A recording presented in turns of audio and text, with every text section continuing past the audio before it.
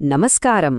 AK ఎడ్యుఫ్యూషన్ వారి ఈ ప్రత్యేక వివరణాత్మక మార్గదర్శికి ఫీల్డ్ సిబ్బంది అందరికీ స్వాగతం.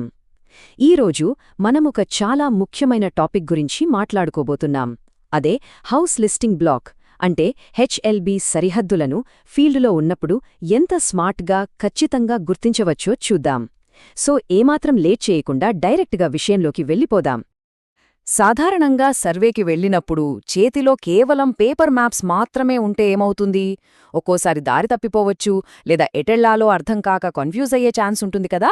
కానీ ఈ స్మార్ట్ డిజిటల్ విధానం ఆ కష్టాన్ని జస్ట్ కొన్ని నిమిషాల్లోనే తీర్చేస్తుంది.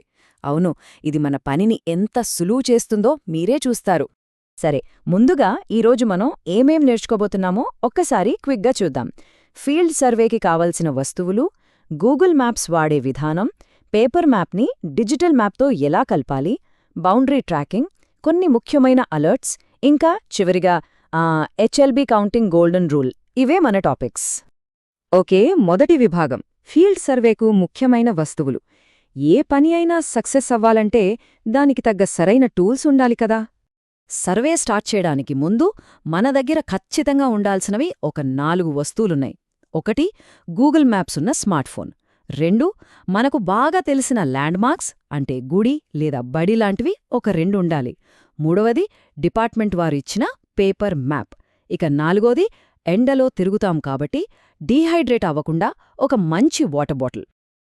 ఈ వస్తువులన్నీ మీ దగ్గర ఉన్నాయో లేదో ఒక్కసారి ఫీల్డ్కి వెళ్లే ముందే పక్కాగా చెక్ చేసుకోండి.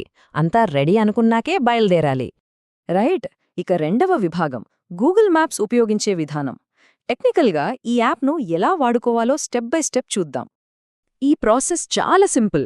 ముందుగా ఫోన్లో గూగుల్ మ్యాప్స్ ఓపెన్ చేసి సర్చ్ పైన క్లిక్ చేయాలి.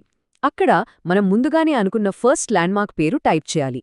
ఆ తర్వాత డైరెక్షన్స్ బటన్ నొక్కి సెకండ్ ల్యాండ్మార్క్ ఎంటర్ చేయాలి. అంతే.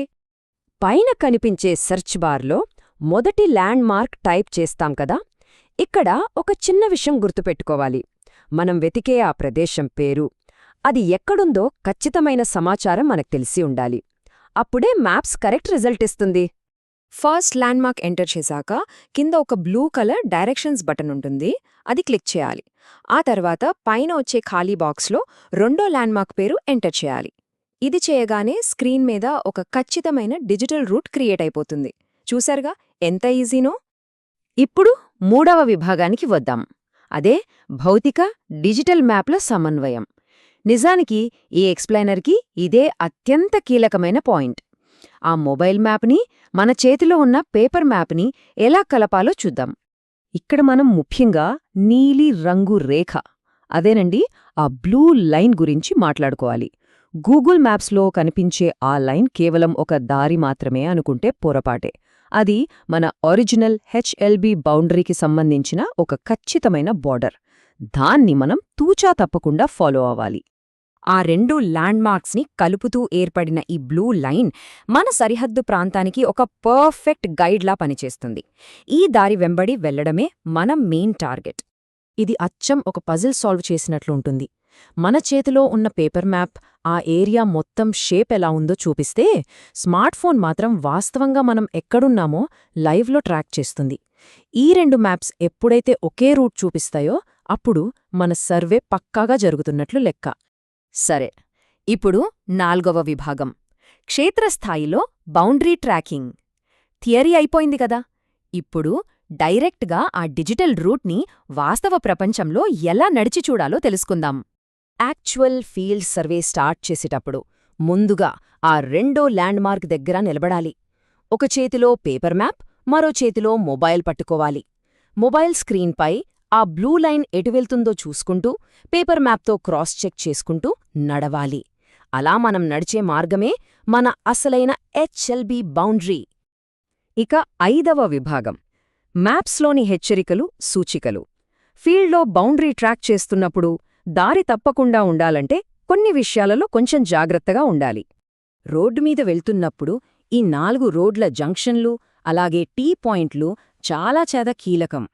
గూగుల్ మ్యాప్స్లో ఇవి క్లియర్గా కనిపిస్తాయి. అయితే ఇలాంటి జంక్షన్స్ రాగానే కొద్దిగా ఆగి మొబైల్ మ్యాప్ని పేపర్ మ్యాప్తో ఖచ్చితంగా సరిపోల్చుకోవటం మర్చిపోకండి.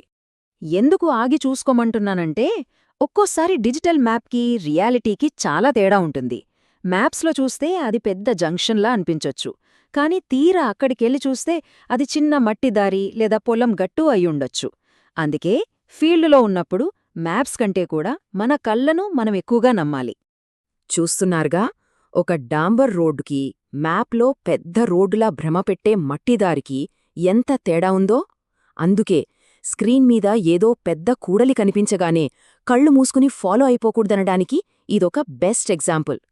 ఇంకొక డౌట్ రావచ్చు, ఒకవేళ దారిలో మనం ముందుగా పెట్టుకున్న ల్యాండ్మార్క్ రాగానే ఆ బ్లూ లైన్ ఆగిపోతే ఏంటి పరిస్థితి అని.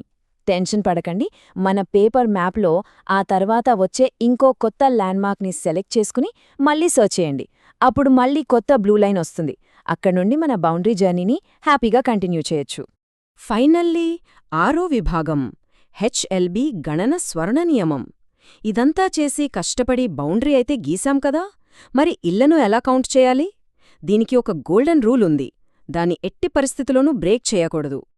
ఆ రూల్ ఏంటంటే, మనం ఈ డిజిటల్ మరియు పేపర్ మ్యాప్స్ ద్వారా గీసుకున్న బౌండరీ లోపలున్న భవనాలను మాత్రమే సర్వేలో కౌంట్ చేయాలి. ఆ సరిహద్దుకి బయట ఉన్న ఏ బిల్డింగ్నైనా సరే వదిలేయాల్సిందే. మన పక్కా సర్వేకి ఇదే అసలైన పునాది. ఇక్కడ green tick marks, red cross marks గమనించుండి. ఆ బ్లూ లైన్ లోపలున్నవి మాత్రమే లెక్కలోకొస్తాయి. బోర్డర్ దాటి బయట ఉంటే దాన్ని ఖచ్చితంగా వదిలేయాలి.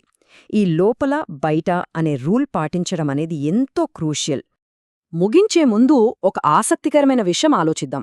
ఈ డిజిటల్ మరియు ఫిజికల్ మ్యాప్స్ కాంబినేషన్ వాడటంలో మనం చూపిస్తున్న ఈ స్కిల్ ఫ్యూచర్లో రాబోయే జాతీయ సర్వేల ఖచ్చితత్వాన్ని ఎంత అద్భుతంగా మార్చేస్తుందో ఊహించండి. దేశ అభివృద్ధికి సరైన డేటా ఎంతో ముఖ్యం కదా.